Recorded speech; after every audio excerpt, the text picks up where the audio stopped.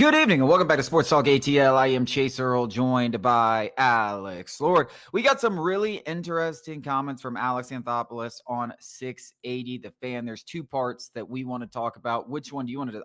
It's Jurickson Profar and it's the luxury tax. It's two things that we've talked a lot about the show. There's been a lot of speculating. We speculated. We have strong opinions. You have strong opinions. Everyone has strong opinions on these topics, and we heard it straight from the horse's mouth. I think we should start with Profar. Alex Anthopoulos talked about the clubhouse's reaction, which is something that I've talked about and you've talked about. It's intriguing to think about what the players think, because as fans, we're pissed off, right? And we have every right to be. I mean, he screwed over the organization. I don't know how more I can say that. I mean, he royally screwed over the organization and cheated us out of $42 million or $36 million prorated when you take out the suspension.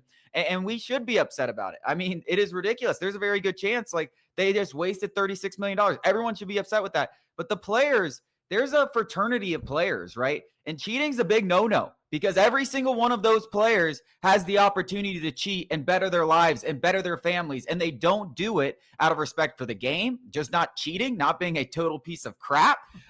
So there's a lot of reasons. So how will the players react to that? We saw back when in the past when guys have been suspended for PEDs. Nick Markakis, Freddie Freeman, and these guys were bums that weren't getting paid anything. Just go out there and ream them. I mean, just be like, there's no excuse for that. I mean, if Nick Markakis was still on the Braves, we would have gotten so many quotes from him about Jurickson Profar suspended, because he cheated him out of $42 million. But Anthopoulos kind of was like, the guys are behind him, yada, yada, yada. We did see what happened with Marcell Ozuna in the past. So I thought that was very interesting. Yeah, and I don't think it's exactly shocking.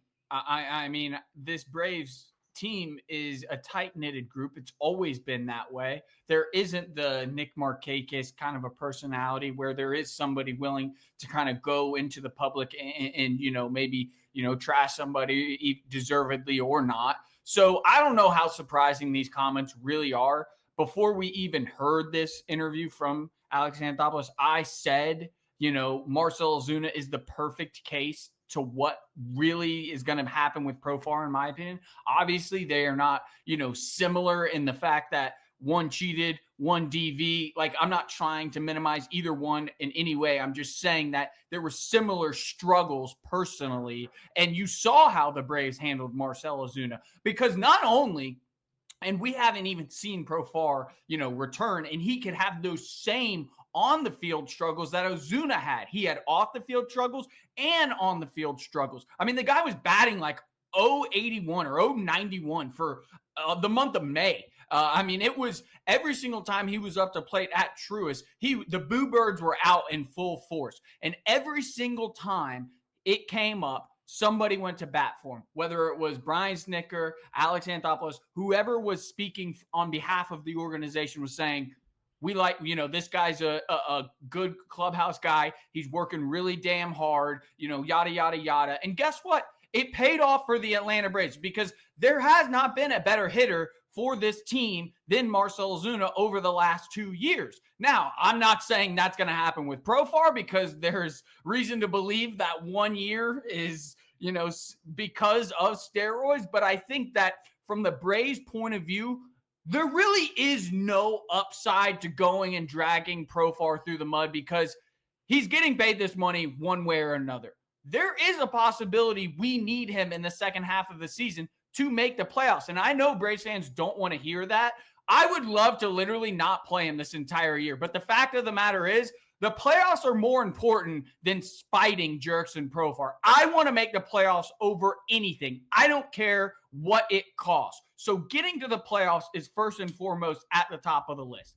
And then at that point, you can kind of start to wean him off of playing time if you're in a position where you can do so. But I think that it's going to be a fluid situation no matter what. Yeah, I mean, my biggest issue with the argument about the playoffs is I don't know he's any better than Eli White. I don't know if he's any better than Alex Verdugo. Honestly, that might be fair. But yeah, because we've seen. I mean, someone made the comment to me and I've been very harsh on the Jurickson Profar stance that he really doesn't have a place on this team this season because of the postseason eligibility. And it's like, unless he's a negative WAR player, I'm like, yeah. So his entire career outside of the year that he was juicing, I mean, the guy was not a good baseball player outside of this one standalone season. He's signing, league minimum deals up until he was the worst baseball player, the worst player in the game in 2023, like the worst full-time starter. And then he goes in 2024 and he has these 2 years that stand alone with the San Diego Padres. And don't believe in coincidence or whatever, but there's 2 things that I think you bring up that are very correct. One,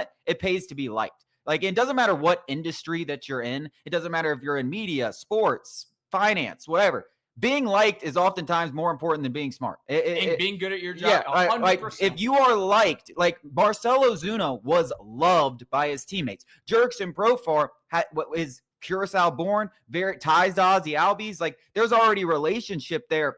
That's going to play a huge role. He's always been a beloved teammate no matter everywhere. That's big for the Braves. That's who they go after in free agency. So it pays to be liked. Like, that's going to buy him some grace. And if with that grace that he is going to get from the teammates and from the opportunities that he's going to receive, can have a Marcell Ozuna-like resurgence. If he plays well, everyone is going to forget about it. I was just about to say, I don't think people realize the 180 that Ozuna had done in terms of the Braves fans' relationships with him, because obviously nobody approves of. Everybody denounces domestic violence. That already got him off on a bad foot. And then to double down in return and just be a complete tomato can at the plate. And then get a DUI. And then get I just kind of honestly forgot about that. But yeah, so this guy, and then there might not be a more beloved player in the Atlanta Braves organization than Marcell Ozuna at this moment. So for all those people thinking, I'll never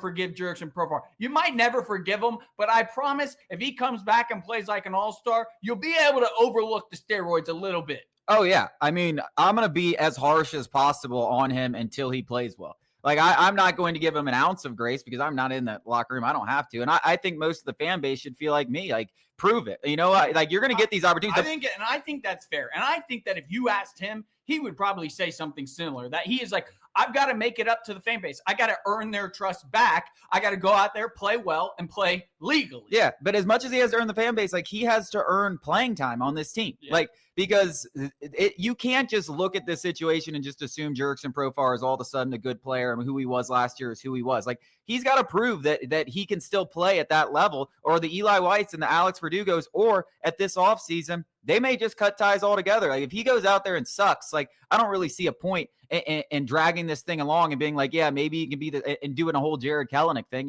Just cut ties. Let's find a new outfielder and let's move on. But we'll see more Alex Anthopoulos comments about the luxury tax. We'll discuss them coming up after the break.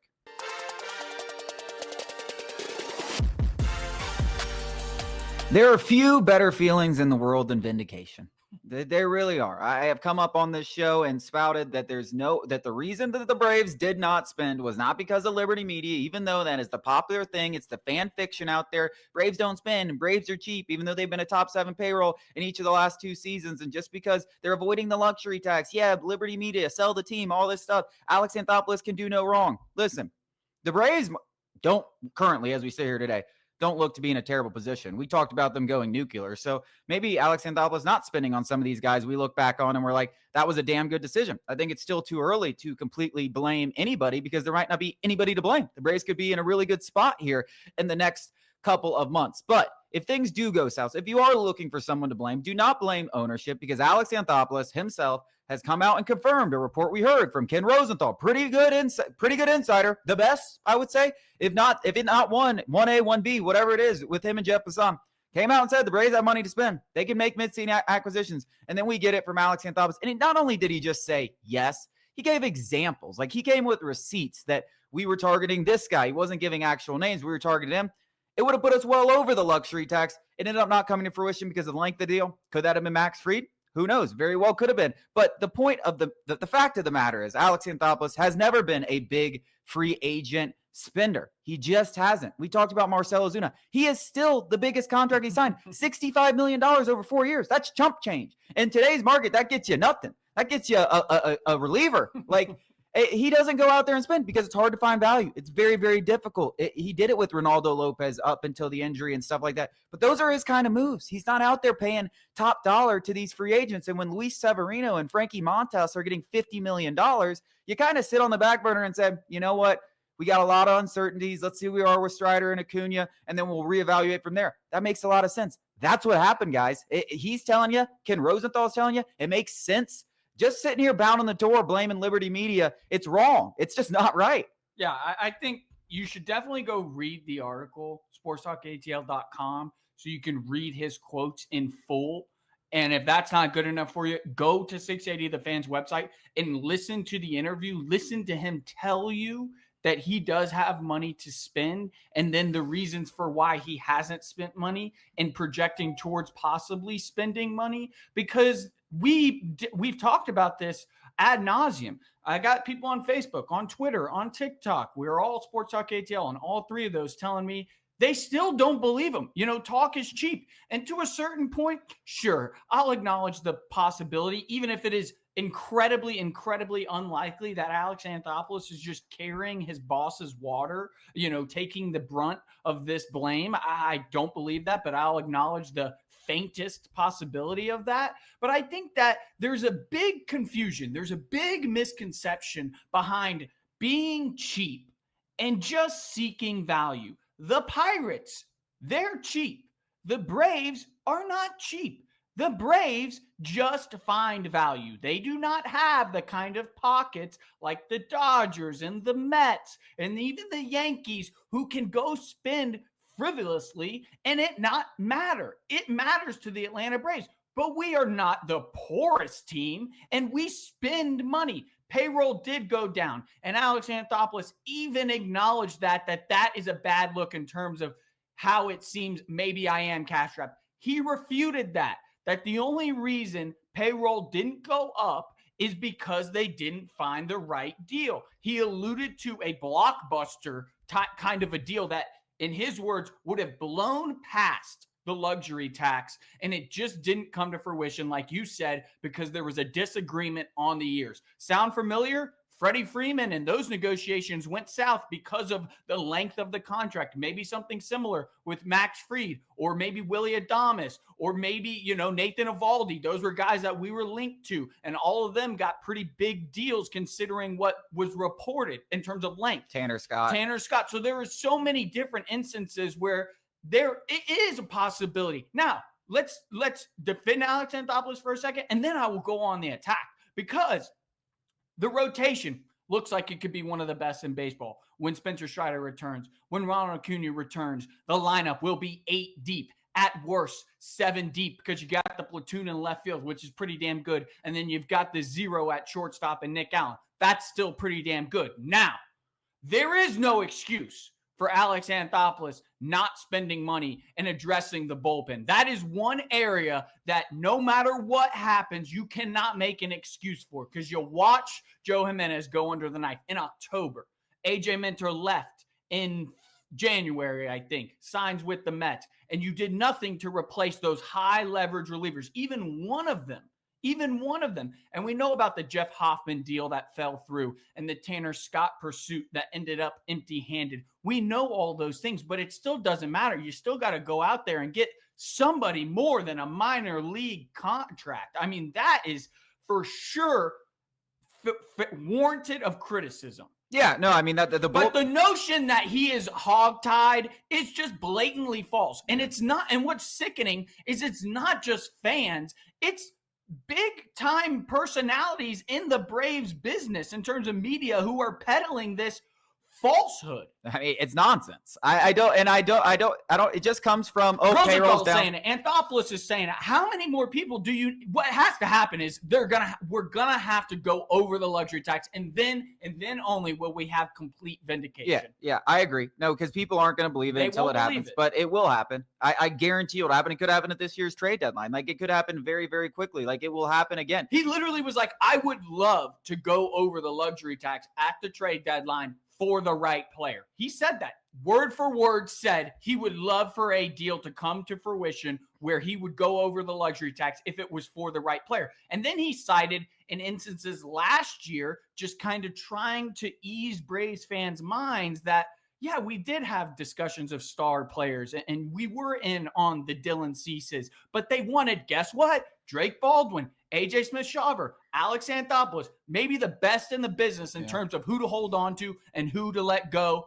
Looks like he was right again. Yeah, and I don't blame Alex Anthopoulos for being a little more patient this season. And that's not to say that the luxury tax isn't in the back of his mind, because there is a benefit long term in you resetting the luxury tax. You'll have more money to spend in the future. So it's also very possible that why Liberty Media was not hog tying him and saying, hey, you can't go over it. He said, listen, we have Spencer Strider and Ronald Acuna on the mend. We have all these guys returning from injuries. We don't know exactly if they're going to be 2023 or 2024. We have AJ Smith-Shawver, who we really like. We have Drake Baldwin. Let's see how all of this comes together before I go throw money in places where I'm not quite sure what the future is going to look like in other areas and make a mistake when, I'm really going to need that money down the road. The luxuries tax is still there. It's still to be thought of, and it's still Alex Anthopoulos' job to think about it, and resetting it could have been more beneficial than some of the other options, than going out and re-signing AJ Minter or something like that. So it's not to say that it didn't play a factor in anything, which is what I really think a lot of fans need to understand.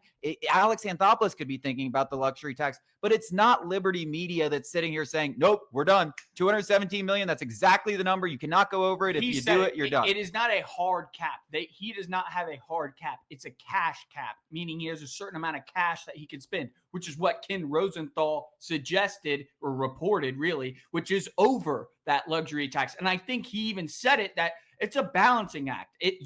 The easiest way to close a championship window is trading away prospects for short-term control of stars, or giving out these gaudy contracts that end up biting the organization in the ass. He is trying to maximize short-term while maintaining long-term championship success. Yeah. Like, it's very, very, very difficult to do of a balancing act, but I'd say he's doing a pretty damn good job. Yeah, I mean, that's where it stops. Do I think Alex Anthopoulos could have done things better? Absolutely. And especially with the bullpen. And yes, with the bullpen, to me, it's clear there's zero excuse why we didn't bring in more proven arms. And I know they tried with Hoffman and Tanner Scott, but it doesn't matter. Trying doesn't get you anything in this sport. But at the end of the day, like, you look at the deals that Alex Anthopoulos has avoided, and you're like, well, thank God he did it when you look back. And you look at the trades that he decided not to make. Well, thank God he didn't trade away Drake Baldwin. Thank God he didn't sell low on AJ Smith-Shawver, because even if AJ Smith-Shawver isn't an ace, like we all think there's a possibility of becoming, his trade value is certainly 1,000,000 times higher right now than it was, 3 or 4 months ago. So he's doing a damn good job, but there are things that you can be critical about, and there are things you can be critical about in all aspects of this organization, but Liberty Media not spending them, like, let's hush up on that, because it's just a bunch of bullcrap, fan fiction nonsense. You're better than that. If you're watching that and you still believe it, I believe in you, that you can look inside yourself and get over it, because it's not true, and that's just the end of it. We got more to talk about coming up after the break.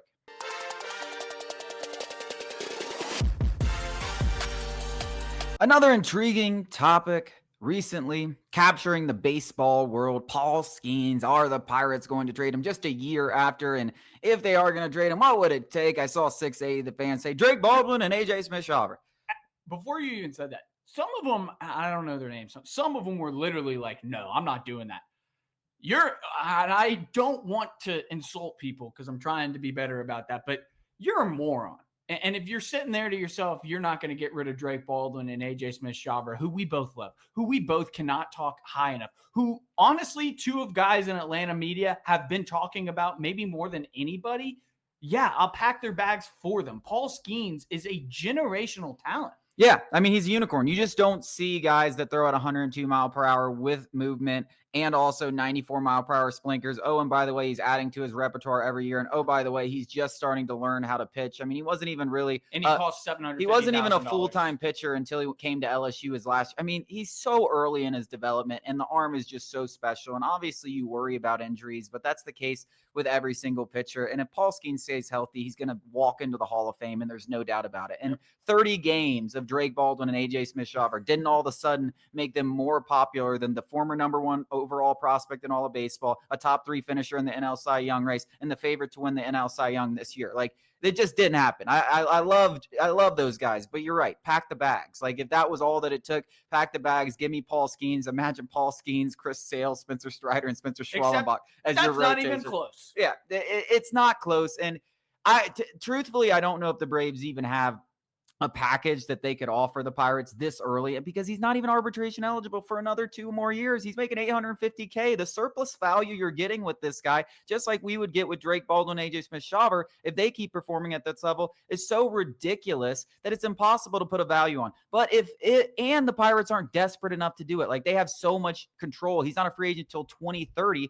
They can go and push this down the rug and still get plenty for Paul Skenes anytime they decide to start taking calls on him. So if you're going to do it this early, it's going to have to be the biggest trade in MLB history, the biggest haul. So you're talking about the Baldwin and AJ Smith-Shawvers, and then basically you let them go to your prospect list and just start picking. Yeah. Pick them. Say, take the go 5 down the grocery aisle and just take the 5 or 6 best that you like the most, and then put them all in a package and sign the deal. That's realistically, they'd have to get like an entire rotation to trade away Paul Skenes. Yeah, and you can look at the Juan Soto trade and what the Nationals got from the Padres as kind of a benchmark. And Juan Soto had 2.5 years of team control, and Paul Skenes, like you said, he's pre-ARB right now. He's making chump change. He's not even ARB eligible. Like, there are so many reasons why this trade isn't going to happen. You look at the Soto haul, you get their preseason top prospect. At the time of the trade, you get their top prospect because that guy had graduated. Then you get which both of whom were top 10 in all of baseball. And then you get their 9th best prospect who was at the bottom of the top 100 in all of baseball. And then you get a filler. And that's for 2.5 years of Juan Soto, let alone 5 years of Paul Skenes. I do not think baseball fans can encapsulate how ridiculous of a trade package that is. I mean, we're talking J.R. Ritchie, Owen Murphy, Cam Canetti, Hurston Waldrop, Jake Baldwin, A.J. Smith-Shawver, and even still, they might say, no, thank you. And you're thinking to yourself, Braves fans, no way, I would not do that.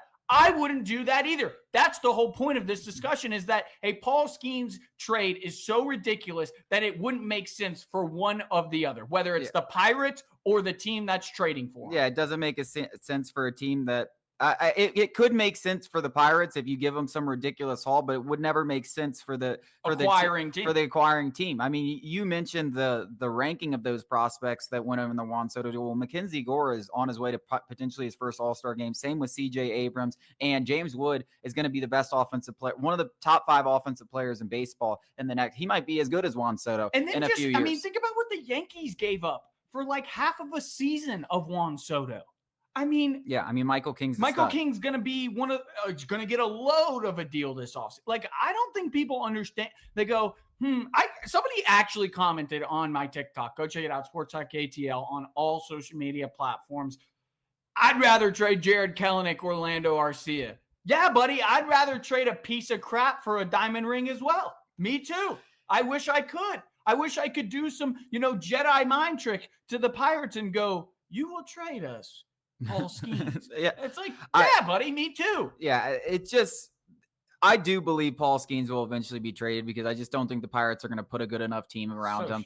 And he's going to get a haul no matter when but Jeff Passan bringing this up after 1 year is criminal. Yeah, it definitely feels like it's but criminal. I understand you're a baseball fan, and we all hate watching Paul Skenes and his talent suck away in Pittsburgh, but he's not the first 1-0 games. Yeah, he's not the first great player to go rot away in a crappy city with a crappy organization. He's not going to be the last. Let's put a little pause on this conversation for at least 2 years. Let's at least give them the benefit of the doubt. They don't deserve it, but maybe they can compete. I'll say this. The Pirates trade away Paul Skenes 1 year after he makes his MLB They'll debut. be leaving Pittsburgh. Yeah, they need to do something with that organization and move them, get rid of the owner, whatever it is. It's absolutely ridiculous. We got some college football talk coming up after the break.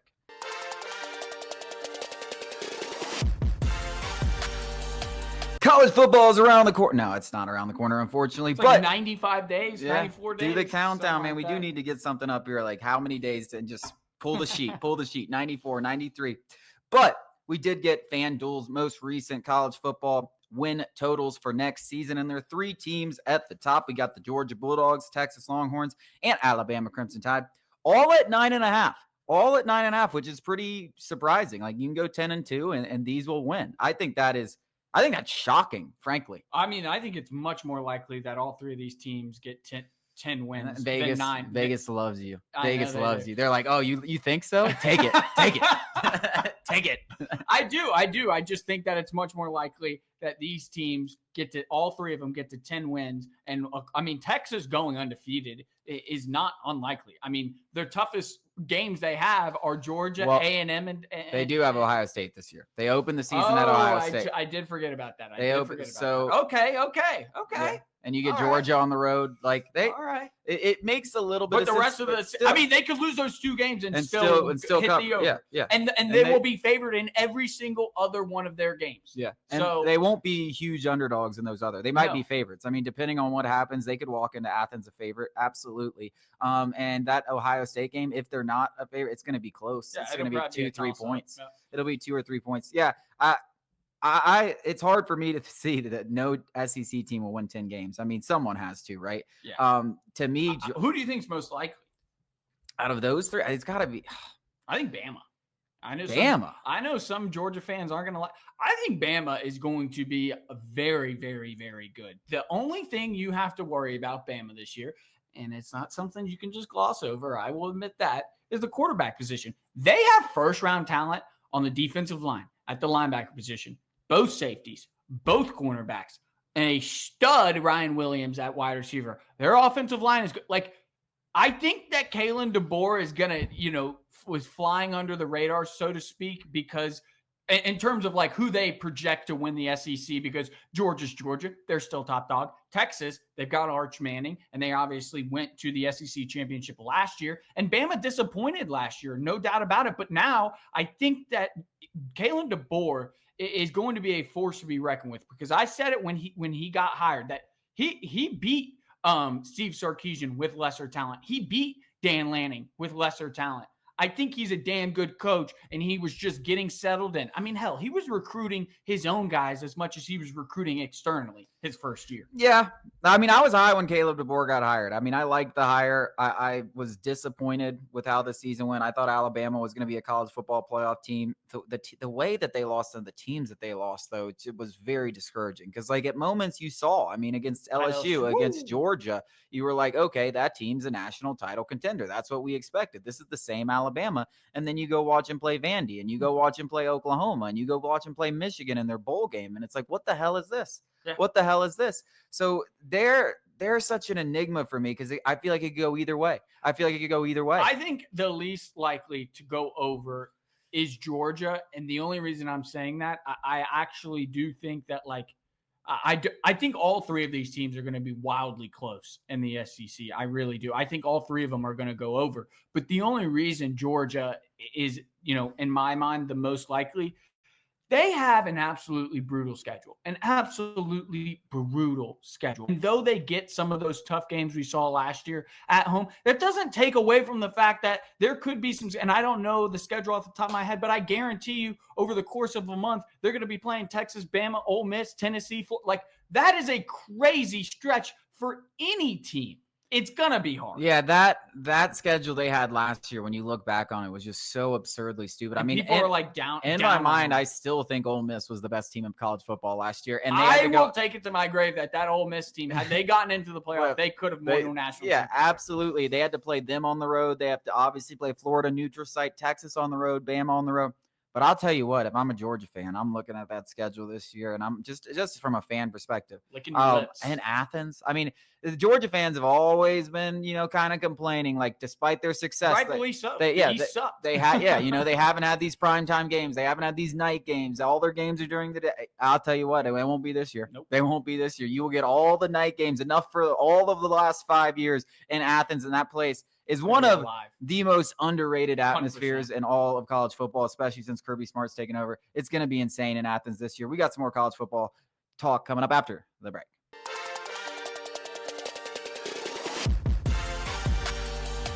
Talking college football here on Sports Talk ATL. SEC win totals for the 2025 season. We talked about the top guys. Then we got these next group of teams right behind them, bunched up. LSU, Ole Miss, and Tennessee right there at 8.5. Which one stands out to you the most? Is it because am I just blind? Am I just blind with bias? I mean, tell me if I'm wrong. I mean, LSU is on LSU is closer to Bama, Georgia, and Texas this year. I'm not going to say they're on the same level. I got to see it. But they are definitely closer to those three than they are Ole Miss and Tennessee.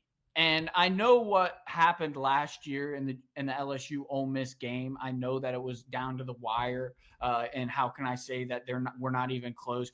LSU is returning, in my opinion, the best quarterback in the conference. The defense is another year under Blake Baker with the talent from the portal, number one portal class in the nation, as we saw with Ole Miss last year, with Ohio State last year, that you can succeed through the portal as long as you have that foundation set through high school.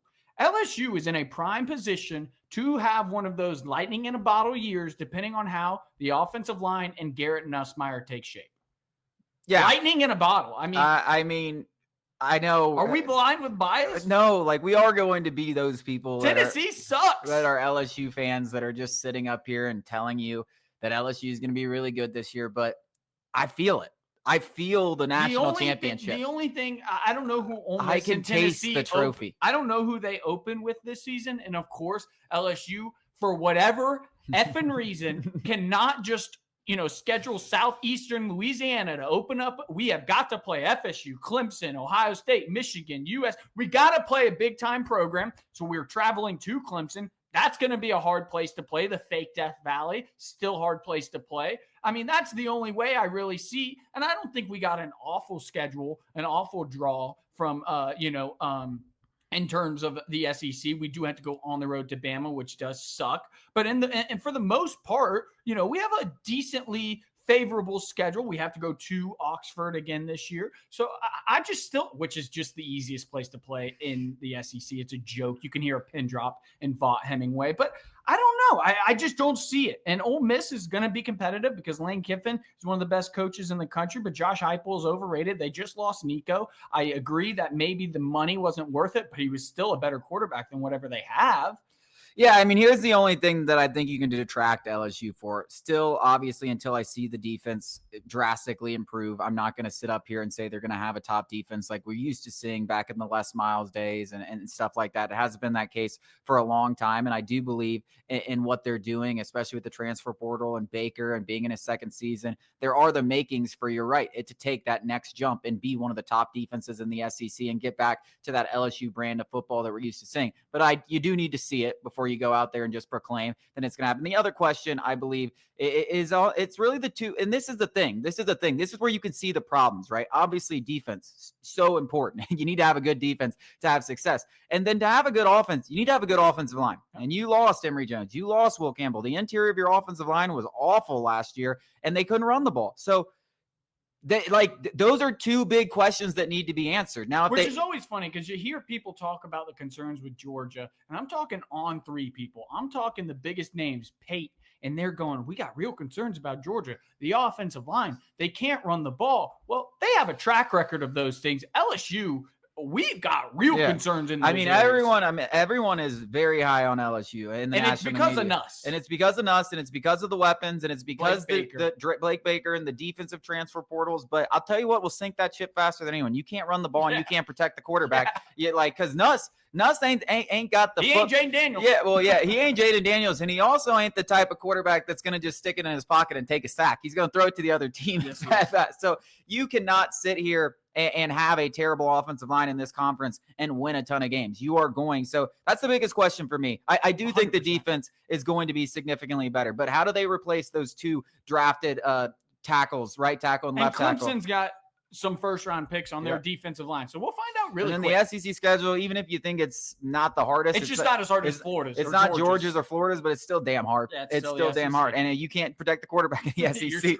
You're going to rack up a lot of losses. That's the one area that I could see LSU. Did I just talk myself into the under? Oh, no, don't. No, we're riding high. Natty Champs 2026. We got one more segment coming up after the break.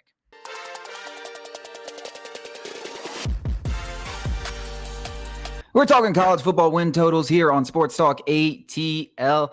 The most intriguing, outside of the top six that we talked about earlier in the show, win total that I see of the bottom teams is those Florida Gators, 6.5. They have all that momentum to end the season. DJ Lagway, stud. People think he could be one of the top quarterbacks in the country, a potential Heisman candidate. Nearly beats Tennessee, nearly beats Georgia, beats Ole Miss, kills Florida State. End the season on a high note. 6.5. Vegas says, hey, we ain't buying any of that. We are not buying a single ounce of what happened at the end of last season. Florida is still going to suck. Moral victories are not to be taken lightly. I agree. I mean, Billy Napier still has to prove it. I mean, this guy has not proven it. The only reason he has even still got his head in Gainesville is because of that man, DJ Lagway, who is the truth. But guess what? The days of Cam Newton are over. That does not happen. You cannot do it alone. Lenore Sellers would like a word. How many games did he win last year? 9. That's more than 6.5. Well, I think, given Florida's schedule, that, probably goes down. South Carolina's got an easier schedule than Florida. Florida's schedule is absolutely brutal, up there with Georgia's and Oklahoma's among the hardest in the SEC. Like, that has to be taken into account. And I am still not a Billy Napier believer. I don't know how anyone could be, to be quite honest. You want to look at one that I think, and I keep doing this. Do you know what I'm talking about? I keep doing this. I know exactly where you're going. Auburn Tigers. Auburn. I don't know what the hell I've been wrong about the Auburn Tigers every single year since they hired Hugh Freeze. But Jackson Arnold is by far and away the best quarterback that Hugh Freeze has had since he took over there in Auburn. They have continued to stack some elite recruiting classes. And I know that's a tired argument in some instances, but 7.5. 8-4. That gets you. 8-4 is very doable for the Auburn Tigers, and especially considering when you're looking at the Florida Gators have an unreal home field advantage. But the South Carolina Gamecocks don't. It's underrated, but it's certainly not, in my opinion, on the same level as Florida Gators or the Auburn Tigers. There is some spooky stuff going on at Jordan-Hare, and I don't know exactly which games they get at home. Oh, Alabama's in Tuscaloosa. That's right. But is it? I think so. I just still, actually, I don't know. Regardless, I just am not giving up. I'm not giving up on Hugh Freeze and Jackson Arnold yet. I got to see them blow it before I can start bashing them. I've been right there with you on Auburn. And it's really just a Hugh Freeze thing. And there's no doubt they go out there, they recruit well.